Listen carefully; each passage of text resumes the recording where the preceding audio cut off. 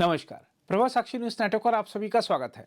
मालदीव के राष्ट्रपति मोहम्मद मुइज्जू ने चीन यात्रा से लौटते ही पड़ोसी भारत को फरमान सुनाया कि 15 मार्च तक वह मालदीव से अपने सैनिकों को वापस बुला ले। उनके इस बयान से हंगामा खड़ा हो गया क्योंकि माना गया कि वह चीनी राष्ट्रपति शी जिनपिंग के दबाव में आकर यह बात कह रहे हैं। हालांकि मुइज्जू शुरू से ही कहते रहे हैं कि भारत को अपने सैनिकों को वापस बुलाना चाहिए, लेकिन चीन से लौटते ही जब उन्होंने 15 मार्च की डेडलाइन तय कर दी तो यह स्पष्ट हो गया कि चीन सामने नहीं आकर पर्दे के पीछे से खेल खेलना शुरू कर चुका है। मगर 15 मार्च की तारीख तय होने की बात सुनकर जब मालदीव के विपक्ष ने अपनी ही सरकार को घेरना शुरू किया और अपने चेले मुइज्जू को जिनपिंग ने घरेलू राजनीति में घिरता पाया, तो चीन ने स्पष्टीकरण देने में जरा भी देर नहीं लगाई। हम आपको बता दें कि चीनी कम्युनिस्ट पार्टी द्वारा समर्थित अखबार चाइना डेली का कहना है कि मालदीव के राष्ट्रपति डॉक्टर मोहम्मद मुइज्जू ने चीन के कहने पर भारत से अपने सैनिकों को वापस बुलाने का आग्रह नहीं किया है। चीनी कम्युनिस्ट पार्टी के केंद्रीय प्रचार विभाग के स्वामित्व वाले अंग्रेजी भाषा के दैनिक समाचार पत्र चाइना डेली ने उन दावों को भी खारिज कर दिया है, जिसमें नई दिल्ली स्थित एनडीटीवी द्वारा प्रकाशित एक रिपोर्ट शामिल थी, जिसमें कहा गया था कि यह सब चीन की माले में अपनी सैन्य उपस्थिति बढ़ाने की योजना का हिस्सा है। चाइना डेली ने लिखा, ऐसा दावा करने वालों को ध्यान देना चाहिए कि मुइज्जू यह सुनिश्चित करने की कसम खाकर राष्ट्रपति बने थे कि देश की धरती पर कोई विदेशी सैन्य उपस्थिति नहीं होगी। चाइना डेली ने हालांकि कहा है कि मालदीव की यह घोषणा साहसिक है क्योंकि उसे इस बात का भय नहीं है कि वह भारत को नाराज करके उसके टूरिस्टों को खो देगा। चाइना डेली उल्टा भारत पर आरोप लगाते हुए लिखता है कि मानवीय सहायता और चावल, सब्जियों तथा दवाओं जैसी आवश्यक वस्तुओं के लिए मालदीव की भारत पर निर्भरता ने इस द्वीप राष्ट्र के प्रति भारत की उपनिवेशवादी मानसिकता को बढ़ावा दिया है। लेख में साथ ही दावा किया गया है कि चीन के साथ देश के सहयोग से मालदीव के लोगों की आजीविका में सुधार हुआ है और मुइज्जू की बीजिंग यात्रा के बाद यह सहयोग और गहरा होने वाला है। लेकिन चीन को यहाँ यह ध्यान रखने की जरूरत है कि वह भले मुइज्जू के कंधे पर रखकर बंदूक चला रहा हो, लेकिन भारत उसके इस रुख से पहले से ही अवगत था।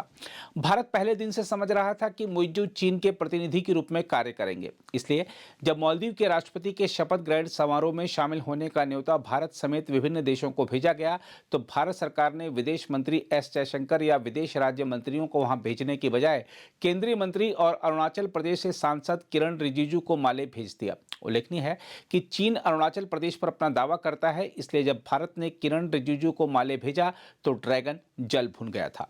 लेकिन वह उस समय कुछ कर नहीं सकता था क्योंकि रिजिजू चीन के नहीं बल्कि माले के अतिथि के रूप में वहां गए थे। लेकिन शी जिनपिंग ने भारत के इस कदम को दिल पर ले लिया था। इसलिए जब मुइज्जू उनसे मिलने बीजिंग पहुंचे तो बिना उनके आग्रह के ही जिनपिंग ने ऐलान कर दिया कि मालदीव को दिए गए ऋण का पुनर्गठन किया जाएगा और आसान किश्तों में ऋण भुगतान करने का ऑफर भी उन्होंने मुइज्जू को दे दिया। हम आपको बता दें कि मालदीव पर चीन का 1.52 बिलियन अमेरिकी डॉलर बकाया है। ऐसे में पहले से जारी किश्तों के भुगतान को आसान करने और नया कर्ज मिलने से मुइज्जू चीन के इशारों पर नाचने के लिए मजबूर हो गए हैं। जहां तक मालदीव के साथ हालिया मतभेद पर भारत की प्रतिक्रिया की बात है, तो आपको बता दें कि विदेश मंत्री एस जयशंकर ने इस पर कहा है कि हमने पिछले 10 वर्षों में बहुत सफलता के साथ मजबूत संबंध बनाने की कोशिश की है। जयशंकर ने कहा, राजनीति में उतार चढ़ाव चलता रहता है, लेकिन उस देश के लोगों में आमतौर पर भारत के प्रति अच्छी भावनाएं हैं और वे अच्छे संबंधों के महत्व को समझते हैं। उन्होंने यह भी कहा कि भारत वहां सड़कों, बिजली पारेषण लाइन, ईंधन की आपूर्ति, व्यापार पहुंच प्रदान करने और निवेश में शामिल रहा है। विदेश मंत्री ने कहा कि ये इस बात को दिखाता है कि कोई रिश्ता कैसे विकसित होता है। हालांकि कभी कभी चीजें सही रास्ते पर नहीं चलती हैं और इसे वापस वहां लाने के लिए लोगों को समझाना पड़ता है जहां इसे होना चाहिए। यहां हम आपको यह भी बताना चाहेंगे कि मुइज्जू अभी तैश में आकर जो ऐलान कर रहे हैं कि वह भारत से वस्तुएं मंगवाने की बजाय उसे यूरोप या पश्चिमी देशों से या कहीं और से मंगवाएंगे, तो इसके बारे में उन्हें पता होना चाहिए कि वह ऐसा करके अपने देश का बड़ा आर्थिक नुकसान करेंगे। मसलन अगर कोई चीज़ भारत से उन्हें 20 रुपए की मिलती है तो वही चीज़ उन्हें यूरोप से मंगवाने पर 100 से $150 तक खर्च करने पड़ सकते हैं। जाहिर है यदि ऐसा होता है तो मालदीव में महंगाई बढ़ेगी। साथ ही मालदीव के राष्ट्रपति के इस ऐलान से यह भी लगता है कि उन्हें भू राजनीतिक स्थिति की भी ज़्यादा जानकारी नहीं है।